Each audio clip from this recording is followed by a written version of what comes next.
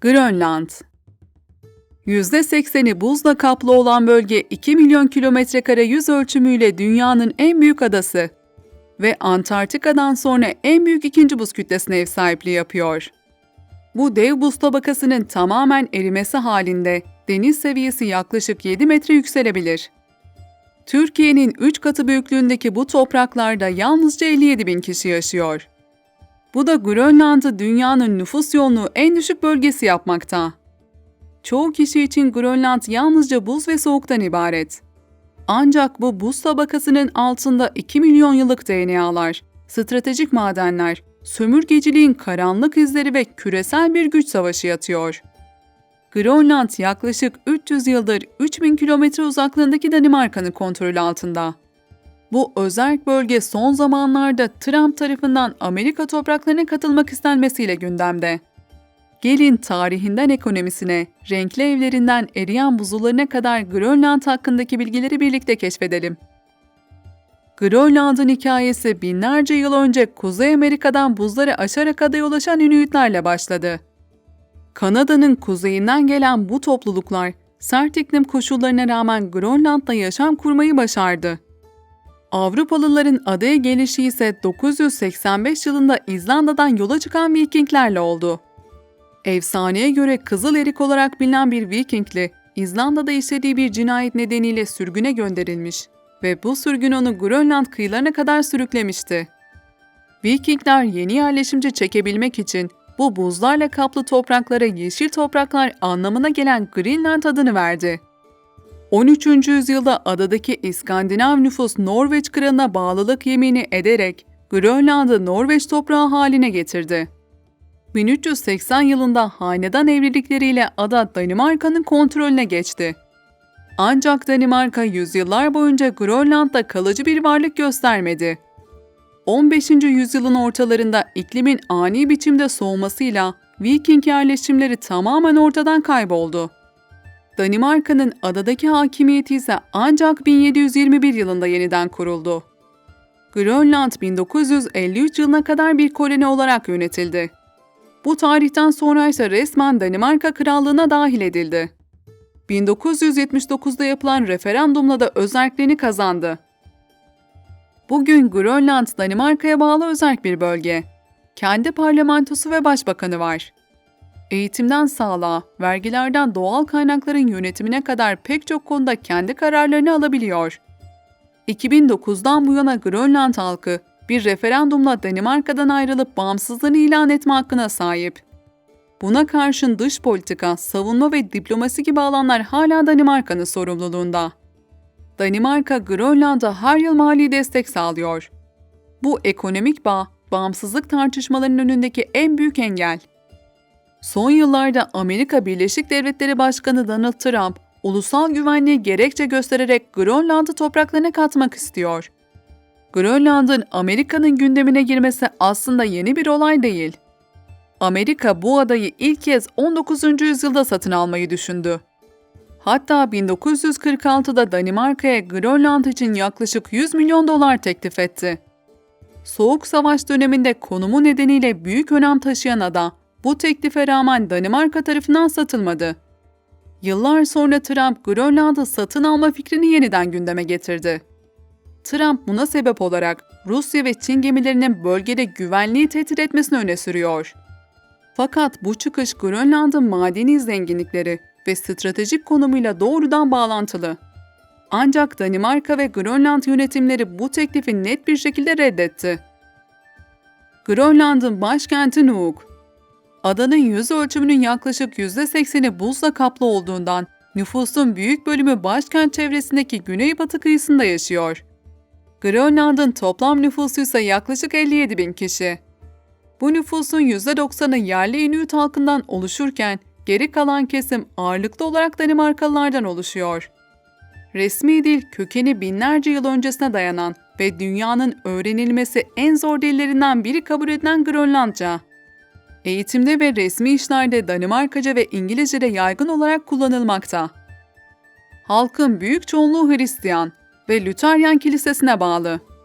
Fakat binlerce yıllık Inuit şamanizminden gelen gelenekler ve doğaya saygı temelli kadim inanışlar hala kültürlerinin bir parçası. Kendilerine insan anlamına gelen Inuit ismini veren Grönlandlılar, nesiller boyunca doğanın sunduklarıyla yaşamış misafirperver ve enerjik bir topluluk. Sert doğa koşulları karşısında sakin bir karakter geliştirmiş, doğaya derin bir saygı duyan bu toplum, günümüzde artık iglolarda yaşamıyor. Kıyıdaki kasaba ve yerleşimlerde modern evlere sahipler. Evlerin renkli olmasının nedeni uzun karanlık kış aylarında yaşam alanlarını canlandırmak ve sisli havalarda yön bulmayı kolaylaştırmak. Küçük yerleşimlerde geleneksel avcılık ve balıkçılık kültürü büyük ölçüde korunurken, topluluk bilinci ve sosyal dayanışma günlük yaşamın merkezinde yer alıyor. Birçok Grönlandlı için modern iş hayatıyla doğa iç içe. Ofiste geçen bir günün ardından kendilerini kısa sürede bir fiyortta kayıkla maceraya atılmış halde bulmaları oldukça olağan. Grönland bugün modern bir toplum. Fakat halk bu yolda birçok acı çekti. 20. yüzyılda Danimarka'nın modernleştirme adı altında yürüttüğü asimilasyon politikalarıyla ağır baskılara maruz kaldılar. 1960 ve 1991 yılları arasında yaklaşık 4500 Inuitli kadına ve genç kıza bilgileri ve rızaları dışında doğum kontrol yöntemleri uygulandı. 1951'de ise 22 Grönlandlı çocuk örnek bir nesil yaratmak amacıyla ailelerinden koparılarak Danimarka'ya götürüldü. Zorunlu yerleşimler, geleneksel yaşam alanlarının yok edilmesi ve dillerinin bastırılmasıyla kültürel soykırıma maruz kaldılar. Ve bu yerli halkta derin toplumsal travmalar bıraktı. Danimarka hükümeti bugün tüm bu yapılanları kabul edip özür diledi ve yaşananlar için tazminat ödenmesi gündemde. Grönland kutup bölgesinde yer aldığı için gün ve gece kavramı burada bildiğimizden çok farklı işler. Yaz aylarında özellikle Kuzey Kutup Dairesi'nin üzerinde kalan bölgelerde Mayıs sonundan Temmuz sonuna kadar güneş hiç batmaz. Bu döneme gece yarısı güneşi denir. Kışınsa bunun tam tersi yaşanır ve Kasım sonundan Ocak sonuna kadar bazı yerlerde güneş hiç doğmaz. Buna da kutup gecesi adı verilir. Daha güneyde, başkent Nuuk çevresinde ise güneş tamamen kaybolmaz. Ama kışın günde yalnızca 3-4 saat aydınlık görülürken, yazın bu süre 20 saate kadar çıkar. Kışın yaşanan uzun karanlık dönemleri ise günlük yaşamı ve ruh halini doğrudan etkilemekte. Bunun da etkisiyle Grönland'da intihar oranları çok yüksek. Her yıl 100.000 kişiden 83'ü intihar ediyor ve bu kişilerin önemli bir bölümü gençlerden oluşuyor. Adada toplumsal sorunlar da dikkat çekmekte. Resmi kayıtlara göre 2013'ten bu yana her yıl yaklaşık 700 doğuma karşılık 800 kürtaj gerçekleşirken, hamile kalan kadınların yarısından fazlası gebeliğini sonlandırıyor. Bunun yanında kadına yönelik şiddet de yaygın bir sorun. Araştırmalar her 10 gençten birinin annesinin şiddet gördüğünü, yetişkinlerin yaklaşık 1/3'inin ise çocukluk döneminde istismara maruz kaldığını ortaya koymakta. Sıcaklıklara gelirsek, yaz aylarında sıcaklık genellikle 5-10 derece civarında. Kışınsa sıcaklıklar çoğu bölgede -20 derecenin altına düşerken, iç kesimlerde -40 dereceye kadar inebiliyor. Fakat son yıllarda Grönland'da sıcaklıklar belirgin bir biçimde artıyor. Bilim insanları bunu iklim değişikliğinin en somut göstergelerinden biri olarak tanımlamakta. Bu ısınma, milyonlarca yıldır varlığını sürdüren dev buz tabakasını hızla eritiyor. Araştırmalara göre Grönland adası adeta küçülüyor. Üstelik sadece buz kaybetmiyor, aynı zamanda hareket ediyor. Ölçümlere göre ada her yıl 2 santimetre kuzeybatıya doğru sürüklenmekte. Yani Grönland eridikçe sadece bir ada değil, dünyanın dengesi de yer değiştiriyor. Grönland'da yerleşimleri birbirine bağlayan karayolları yok. Bunun en büyük nedeni adanın neredeyse tamamını kaplayan kalın buz tabakası. Toprak çoğu bölgede sürekli donmuş halde olduğu için yol inşa etmek oldukça zor. Uzun ve karanlık kışlar, aşırı soğuklar ve fırtınalar kara ulaşımını neredeyse imkansız kılıyor. Bu yüzden Grönland'a ulaşım uçak, helikopter, kızak ve deniz yoluyla sağlanıyor. Yollarsa yalnızca şehir ve kasabaların kendi içinde kısa mesafelerle sınırlı kalıyor. Grönland ekonomisi bugün büyük ölçüde balıkçılığa bağımlı durumda. ihracat gelirlerinin yaklaşık %90'ı balıkçılık sektöründen sağlanıyor. Tek bir sektöre bağımlılık uzun vadeli riskler barındırmakta. Bu nedenle ada hükümeti 2035'e kadar turizmin ihracat içindeki payını %40'a çıkarmayı hedefliyor. Ulaşımı zor, nüfusu az ve doğası büyük ölçüde el değmemiş olan Grönland'da turizm balıkçılığa alternatif önemli bir gelir kaynağı olarak görülmekte. 2024'te 131 bin turistin gelmesi bu potansiyeli gösterirken yeni havalimanları ile turizmin daha da hareketlenmesi bekleniyor. Daha önce Grönland'da ulaşım genellikle İzlanda üzerinden aktarmalı yapılıyordu. Yeni Nuuk Havalimanı'nın açılmasıyla Avrupa'dan aktarmasız uçuşlar başladı. Öte yandan Grönland, lityum, uranyum, demir ve özellikle nadir toprak elementleri açısından dünyanın en büyük kullanılmamış rezervlerinden bazılarına ev sahipliği yapmakta.